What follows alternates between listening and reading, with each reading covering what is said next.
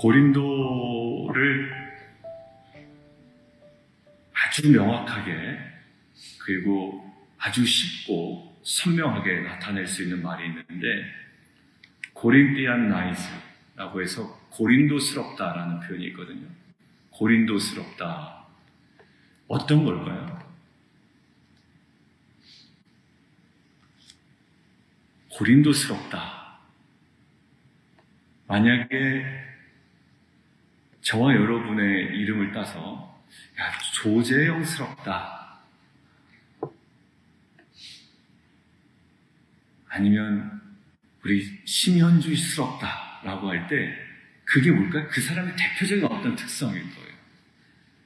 자, 고린도스럽다. 어떤 걸까? 성적인 타락한 행위를 나타낼 때 이 고린도스럽다라고 이야기합니다. 그러니까 그만큼 이 고린도 지역이 타락의 끝판왕이었죠. 지리적으로 볼 때도 이 두 개의 바다, 그 다음에 또 이 대륙으로 따졌을 때는 저 반대편은 대륙과 포함해서 굉장히 많은 사람들과 문물이 유통될 수 있는 그리고 뱃사람들의 도시였습니다. 자연스럽게 어떤 그런 문화가 유입되고 그런 문화가 또 형성되어 갈 수밖에 없는 상황이었습니다. 그러니까 만만치 않은 지역이었던 거예요. 그리고 동시에 고린도라는 특성이 그랬고 사도 바울의 지금 상황이 어떠한지를 보겠습니다. 고린도의 특성은 그러했다 손 치더라도 사도 바울의 상황은 지금 현재 동역자가 어디 있다? 마게도냐에 있다. 쉽게 얘기하면 그게 데살로니가인지 빌립보인지 정확하게 우리에게 얘기하고 있지는 않지만 아무튼 마게도냐에 아직 머물러 있고 누구만 먼저 내려왔다고요? 사도 바울만 아덴으로 넘어와서 고린도에 있는 상태입니다. 자, 고린도스럽다라고 할 정도로 굉장히 성적으로 타락한 도시. 그리고 플라톤이 매춘부를 이야기할 때 어떻게 표현했냐면 몸 파는 여자들 표현할 때 고린도의 아가씨라고 표현할 정도입니다. 그러니까 고린도의 분위기 딱 아시겠죠? 매춘부를 얘기할 때 플라톤이 고린도의 아가씨라고 표현할 정도니까 이 고린도의 어떤 분위기는 우리가 이미 알겠고 더군다나 동역자들은 지금 사도 바울과 분리되어 있는 상태입니다. 자, 이때 고린도의 그런 영적 분위기와 사도 바울의 어찌 보면 자기 동역자와의 분리되어 있는 이 상태, 그리고 또한 한 가지 거기에서의 사역이 어떻게 이루어지고 있냐면 4절 안식일마다 바울이 회당에서 강론하고 유대인과 헬라인을 권면하는데 6절 그들이 대적하여 비방하고 바울이 옷을 들면서 이르되 너희 피가 너희로 돌아갈 것이요 나는 깨끗하다. 그러니까 회당에서 사역도 그닥 많은 열매를 거두지 못한 것처럼 보이는 상황. 자, 그런데 오늘 본문에 중요한 두 가지 모습이 하나 보이는 거예요. 복음을 전하고 하나님의 말씀을 가르치다가 무시와 또 냉담과 때로는 누군가의 분리와 또 거부와 같은 어려움을 만날 수 있죠. 또 외롭거나 두려울 수 있습니다. 이때 하나님은 어떻게 우리와 함께 하실까? 첫 번째, 동역자를 만나게 해주십니다. 좀 더 자세히 이야기하면 또 다른 동역자를 만나게 해주신다. 실라와 디모데는 지금 어디 있다? 마게도냐에 있다. 마게도냐에 있다. 근데 지금 어떤 또 다른 인물 두 명이 나타나는데, 자, 2절이죠. 아굴라라 하는 사람이고요. 그 다음에 2절에 브리스길라라는 사람이 나오는데 두 사람이 부부처럼 나옵니다. 아굴라라는 사람은 유대인이고요. 아마 브리스길라는 로마 사람. 근데 모든 유대인을 명하여 로마에서 떠나라. 추방 명령을 받습니다. 쫓겨남이죠. 자, 보십시오. 브리스길라와 아굴라라는 이 부부는 바울과 전혀 상관없었던 사람이고요. 로마에 있다가 유대인들은 다 떠나라 라는 이 명령 때문에 어쩔 수 없이 어디로 왔습니까? 고린도로 왔습니다. 사도 바울이 자기의 신라 그리고 디모데와 어찌 보면 분리될 수밖에 없는 상황이었듯 지금 브리스길라와 아굴라도 자기가 터를 잡고 살아갔던 거기서 분리되어 나올 수밖에 없는 상황이었죠. 아마 동병상련이 아니었을까. 그런데 하나님은 신라와 디모데가 아직 합류하지 않아 사실 심리적으로 많이 위축될 수도 있었던 사도 바울에게 지금 누구를 붙여주시나요? 아굴라와 브리스길라를 붙여주십니다. 근데 마침 이 사람들이 뭐가 같아요? 3절? 생업이 같아요. 저는 최근에 새로 오신 성도님들 그리고 이렇게 교회 생활 하셨지만 얘기할 기회가 없어서 이 얘기하다 보면 하나님께서 이렇게 만나게 해주셨구나 라는 것들을 느낍니다. 오히려 그분이 뭘 해서가 아니라 그분의 존재가 저한테는 큰 힘이 됩니다. 뭘 해서가 아니에요. 그냥 만나서 이야기 나누는데 그분도 그렇게 고백하고 어떻게 해서 이렇게 왔는지 모르겠어요 라고 이야기하고 그러네요. 정말 그분들과의 만남에서 이야기 나눴습니다. 정말 생판 모르는 관계인데 우리 두 분과 저희는 하나님께서 그런 관계를 통해서 그런 끈을 통해서 만나게 해주셨군요. 참 격려가 되고 힘이 되는 만남이 있습니다. 근데 여러분들 우리가 이런 만남만 있는 건 아니거든요. 새로운 공동체가 떠나기도 합니다. 어떤 분들은. 저희 교회도 사실 떠난 분들이 있죠. 그리고 텐트에서도 좀 문제가 있어서 또 옮기는 분들도 있을 것이고 막 그럴 때마다 사실 되게 힘들어하고 아파합니다. 우리 집사님들 보면. 그런데 그것 때문에 아파하는 것들 분명히 있어요. 나는 안 아프다라고 그럴 필요도 없습니다. 이별, 분리는 항상 아픈 거예요.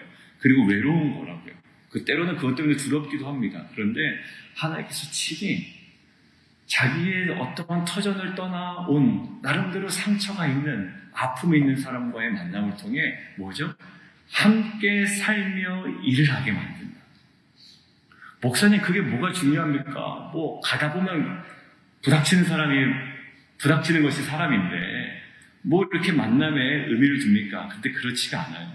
로마서 16장에 보면 이렇게 되어 있습니다. 로마서 맨 마지막에 16장 마지막에 3절에 너희는 그리스도 예수 안에서 나의 동역자들인 브리스가와 아굴라에게 문안하라 라고 되어 있습니다. 로마에 보내는 편지에 이 두 부부를 이름을 앞에 딱 넣어버린다고요. 그러니까 단순히 직업이 같았고 서로 위로했고가 아니라 이들이 누구였다고요? 동역자들이었더라.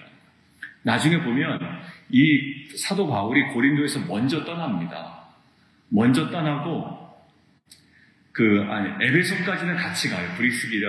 브리스가와 아굴라가 에베소까지는 같이 가는데 에베소에서 사도 바울은 다시 돌아가고요. 에베소에 머물러요. 이 부부가. 그런데 거기에서 온 어떤 한 사람을 맞이하여 열심히 또 가르칩니다. 사도 바울에게 배웠던 것들을. 누구죠? 아볼로죠?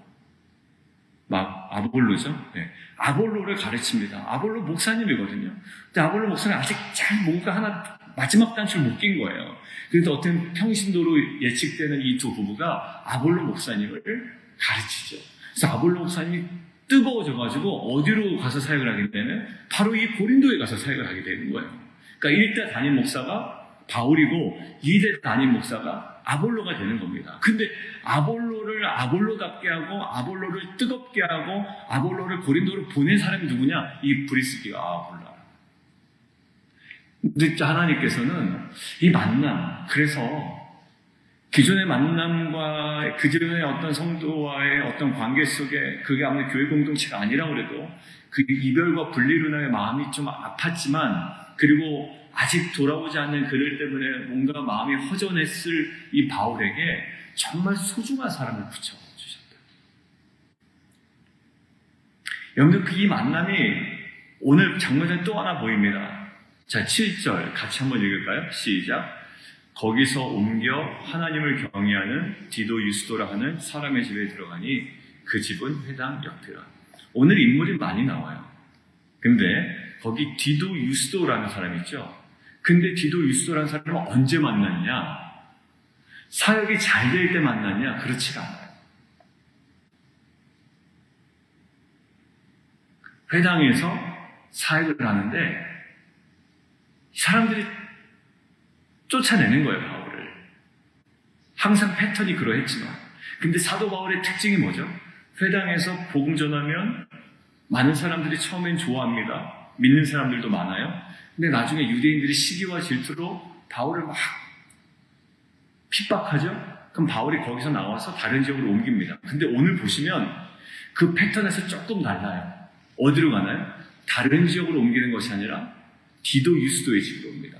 디도 유스도가 자기가 오픈하지 않았는데 사도 바울이 치고 들어갈 수가 없어요. 결국 하나님께서 자기 집을 오픈한 디도 유스도를 연결시켜 주셨다. 저는 처음에 교회 개척할 때 우리 김혜원 집사님 때 많이 오픈해 주셨어요. 뭐 많이가 아니죠. 거기서만 모였으니까.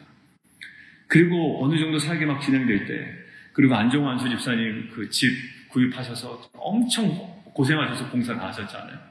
그러고 나서 그 지하실은 거의 저희 그 예배당처럼 저희가 막 그때 한동안 계속 썼습니다. 수요 예배, 수요일 날 들었네? 목요일 들었네? 수요일 날이었죠. 계속 정기적인 수요 예배가 거기서 들어졌었고. 여러분들 이것들은 쉬워 보이지만 전혀 쉽지 않아요, 여러분들. 자기 집을 오픈한다는 건 전혀 쉽지 않습니다. 여러분들 그 텐트 속으로 팔 때도요, 자기 집 오픈하는 거 얼마나 부담스러운지 몰라요. 그게 여러 가지 이유가 있는데 아무튼 그만큼 쉽지 않다라는 거예요. 근데 디도 유스도가 지금 어떻게 돼요?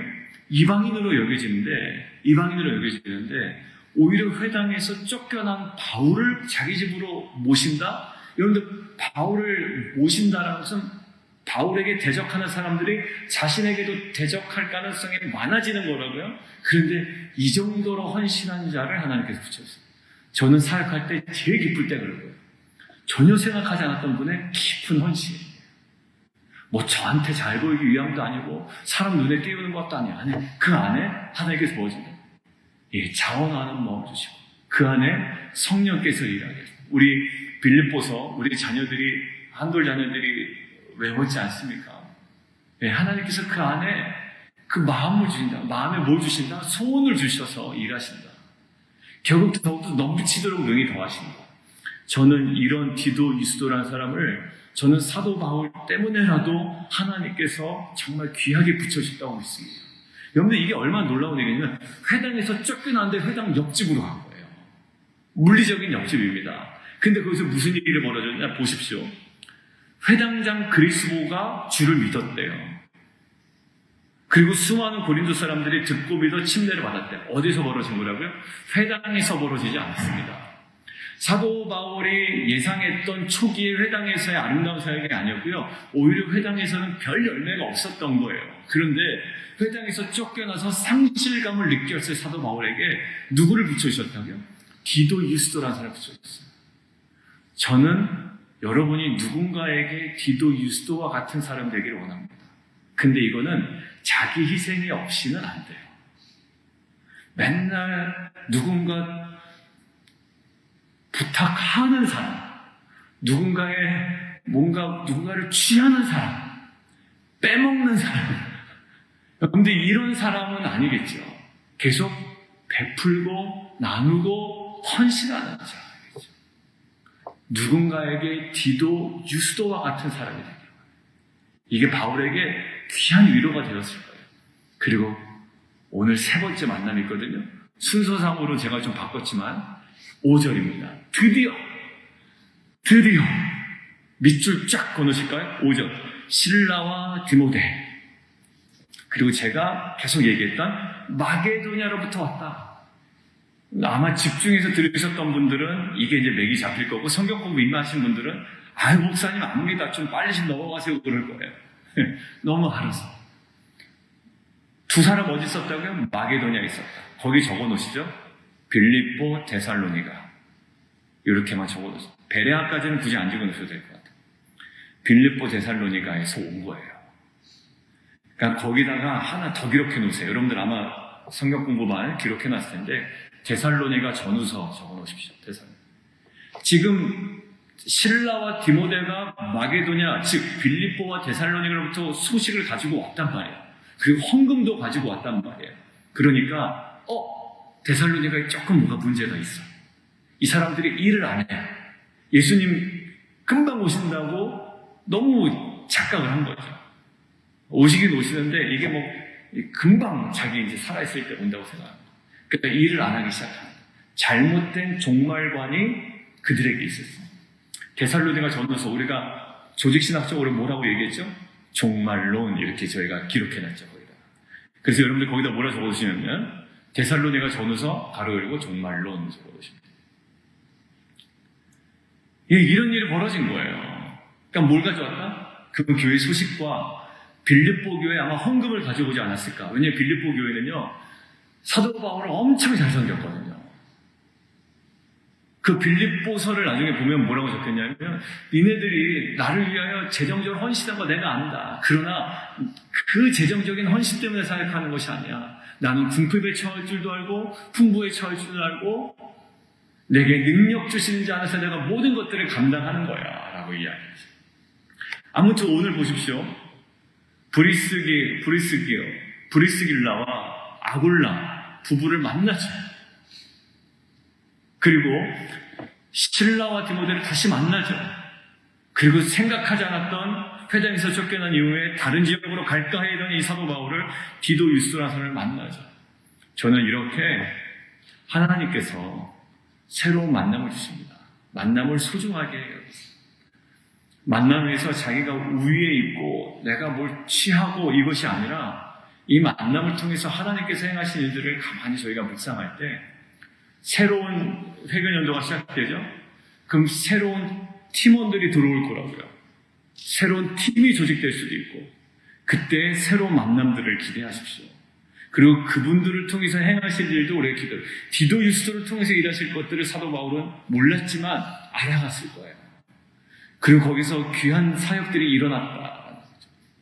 여러분들 이런 것들이 지나고 나서 이렇게 보고 이 본문을 묵상해서 보니까 새로 오신 누구누구 그리고 새로 오시지 않았지만 지금 최근에 사역에 조금 더 깊이 인volve하기를 원하시는 분이고 오늘 저녁에도 제가 누구를 만나거든요.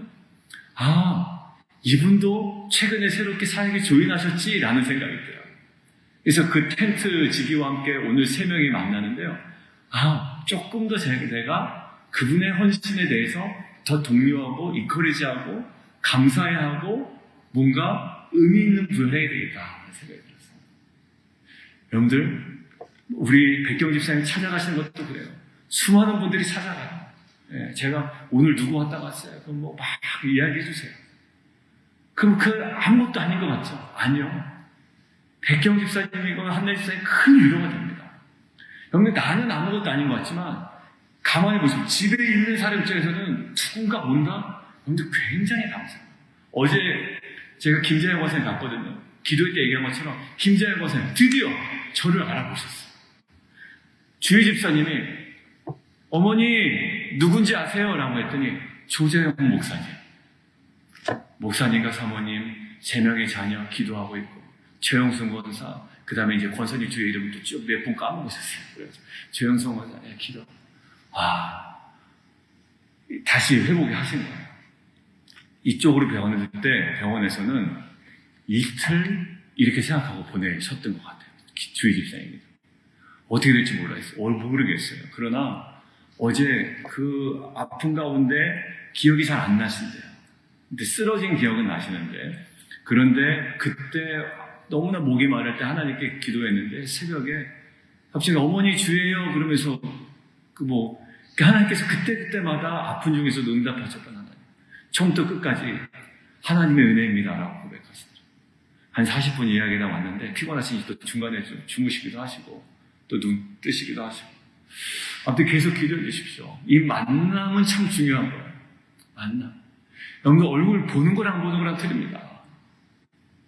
여러분들 찾아가는 거와 찾아가지 않는 거 달라요.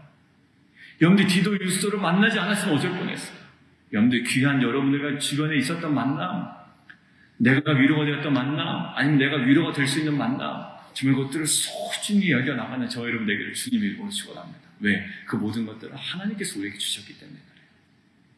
그 만남을 하찮게 여긴다? 근데 그 만남을 통해 일하시는 하나님, 우리가 그 하나님을 제대로 인식하지 못하는 거예요. 예수님도 베드로와의 만남을 통해서 부르셨고 수많은 제자들을 만남을 통해 부르셨지 원격 조정하지 않으셨다라는 거예요. 두 번째, 어떤 이 어려움과 외로움과 두려움 가운데 있는 자에게 동역자를 주시죠? 그 다음에 또 무엇을 주시는가? 사역의 열매를 주십니다. 동역자를 만나게 했을 뿐만 아니라 사역의 열매를 주시죠. 여러분들 신라와 디모데가 와서 무슨 얘기를 했을까요? 그 빌립보와 고린도에 있는 나름대로의 사역의 열매를 가지고 왔을 거예요. 그리고 빌립보 교회는 특히나 재정적인 후원. 목사님 돈 얘기하시나요? 아니요. 사도 바울에 대한 헌신적인 마음이 빌립보 교회는 사실 재정적인 후원으로 나타난 거예요. 참 대단했습니다. 빌립보 교회의 헌신이 누구를 자극했냐면 고린도 교회를 자극할 정도였어요. 그러니까 고린도 교회가 저 위에 있는 마게도니아 빌립보 교회가 이렇게 헌신한다는 소리니까 야 우리도 하자. 우리도 하자. 그러니까 나중에 고린도 후서에 보면은 이렇게 나오죠. 야 너희들의 또한 헌신이 그들에게 자극이 됐다. 도전이 됐다. 하여튼 헌신한 거 열심히 준비해서 잘 하나님께 바쳐라. 마치 돈 뜯어내는 수금업자 같지만 그렇게 얘기합니다. 여러분들 이 좋은 소식들 주 안에 굳게 섰다라는 거 여러분들 이 소식들을 가지고 옵니다. 그러니까 바울 가만히 보시죠. 내려오면 신라와 디모데가 마게로부터 내려오면 바울이 어떻게 되죠?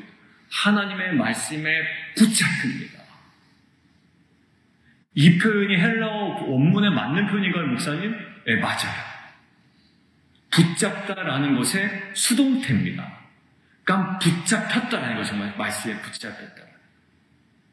그러니까 의역으로 하면 집중했다라는 표현도 될 수 있지만 헬라어 원어의 직역은 정말로 붙잡혔다라는 거예요. 말씀과 함께 붙잡혔다. 뭐가? 신라와 디모데가 마게도냐로부터 내려왔다는 그 이후에 사도 바울이죠. 거기에 대한 걱정도 좀 덜었을 것이고 혼자 있음으로 인한 외로움도 회복이 되었을 것이고요.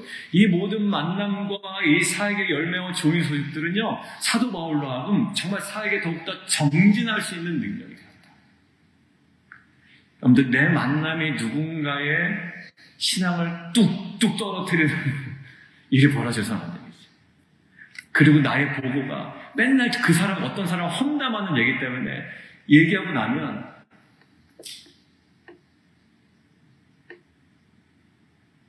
그러니까 막 기분이 나쁠 때 있죠. 험담할 땐 괜찮은데 다 하고 나면 막 기분이 그렇게 좋지 않아요. 근데 뭘까요? 그 빌립보 교회와 그 데살로니가 교회 소식들이 오히려 그래 내가 말씀에 더욱더 붙잡힌 바 되어 이 지역을 섬겨야지 라는 마음이었습니다. 저는 좋은 소식을 전하는 복음의 유통자가 되기를 원해요. 항상 그 사람 좋은 점을 막 얘기하면 그래도 걔 또 안 좋은 거 있어요. 이렇게 꼭 초치는 사람들이 있는데 나쁜 사람들이에요. 나쁜 사람들. 열등감이겠죠. 그렇지만 그러면 안 됩니다. 좋은 거 얘기하면 더 좋은 거 얘기해주고. 여러분들 근데 또 열매가 있습니다. 아까 미리 얘기했지만 8절 회당장 그리스도가 온 지방과 더불어 주를 믿어요. 이게 어디예요? 회당 옆집이라고요. 근데 거기에 회당장이 믿어요. 회당에서 쫓겨났는데 회당장이 믿어요. 여러분들 이거는 정말 큰 위로가 되지 않았을까요? 하나님 무엇으로 우리에게 위로하신다고요? 사역의 열매로 위로하신다. 여러분들 정말 여러 가지로 마음이 힘들 때가 있어요. 사람들도 떠나고 아직 돌아오지도 않고 신라와 디모데는 없고 뭐 종보미도 없고 뭐 선동열도 없고 예전에 김웅영 감독이 그랬다고 그러는데 그런데도 결국 어떻게 됩니까? 회당장 그리스도가 믿는 이 사역의 열매는 바울로 하여금 더욱더 힘을 내게 합니다. 여러분들 저와 여러분이 주신 사역의 열매들이 있어요. 꼭 얘기할 때 힘 빠지게 얘기하는 분들이 있어요. 하나님께 주신 열매들 얘기 안 하고 힘들어요, 어려워요, 어쩌자는 거죠? 여러분들이 리더라면, 여러분들이 가정의 가장이고 리더고 그렇다면 얘는 뭔가 리프트업 시켜야 되는 거예요. 왜? 하나님께 생각하신 일이 있는데, 야, 회당장이 되었다. 그리고 어떻게? 고린도 사람들 듣고 미르도 침례를 받다. 근데 자꾸 무슨 얘기하고 있어요? 회당에서 쫓겨났어. 그럴 줄 알았어. 옛날에도 그랬어. 여러분들 듣기 싫어요. 그런 소리. 사람들도, 보통 사람들 듣기 싫다. 근데 지금 이 실라와 디모데가 갖고 왔던 좋은 소식, 그 사도 바울이 봤던 이 좋은 소식, 이것들이 우리로 하여금 하나님께서 이 사역을 끊임없이 지지하신다라는 증거가 됩니다. 여러분들 이 안에 오늘 두 가지예요. 하나는 귀한 동역자를 만나게 하시고, 두 번째 사역의 열매를 맛보게 하십니다. 결국 주님의 일꾼은 하나님의 도우심으로 크게 고무되고 격려받아 힘을 내게 됩니다. 근데 그 하나님의 도우심은 동역자와 사역의 열매로 나타나는 것을 오늘 본문을 통해서 보죠. 마지막 정리합니다. 선을 행하되 낙심하지 않으면 때가 되어 반드시 열매를 거두리라. 갈라디아서 6장 9절. 오늘 기도회 때도 이거 올려놓고 기도하겠습니다. 선을 행하되 낙심하지 않으면 때가 되어 반드시 열매를 거두게 됩니다. 진지한 것과 절망적인 것들을 우리가 잘 구분하여 우리의 진지함이 자칫 수많은 불평과 절망의 언어들로 도배되는 것이 아니라 하나님의 일하심, 이것들을 붙들고 결국 낙심하지 않으며 열매를 거두게 하신 하나님의 은혜를 소망하는 공동체 되기를 주님의 이름으로 축원합니다. 함께 기도하겠습니다. 오늘 함께 좀 기도할 때요, 하나님은 사역을 잘 감당하도록 동역자를 주십니다. 그러고 보니 동역자들이 생겼어요. 그러나서 보니 오늘 저녁에 만날 약속이 있었던 그분도 최근에 새로운 사역에 인볼브가 되신 분이에요. 아하, 오늘 이 말씀 나눠야 되겠다 라는 마음이 아주 강하게 들었습니다. 재미난 얘기, 좋은 얘기, 많은 이야기 할 수 있겠지만 오늘 이 말씀 나눠야 되겠다 라는 생각이 들었습니다. 여러분들 동역자, 여러분들 생각하는 동역자를 넘어서서 하나님께서 보내신 동역자에 대한 눈이 열리기를 원하고요. 그리고 회당이 무너졌을 때, 회당에서 쫓겨났을 때 사도 바울의 마음이 얼마나 근심되었겠어요. 근데 하나님은 어딜 열어놓으십니까? 회당 바로 옆집 디도 유스도라는 사람. 이 사람의 집에서 회당장이 주를 믿고요. 많은 그리스도인들이 예수를 믿어 침례를 받습니다. 동역자를 만나게 하시고 사역의 열매를 맛보게 하시는 하나님의 도우심을 소망하며 나아가게 하여 주시고, 선을 행하되 낙심하지 않으면 때가 되어 반드시 열매를 거두게 하시는 하나님을 신뢰하며 나아가는 귀한 공동체 되게 하여 주옵소서. 우리 주님 이름 한번 부르고 함께 기도하며 나아가도록 하겠습니다. 주여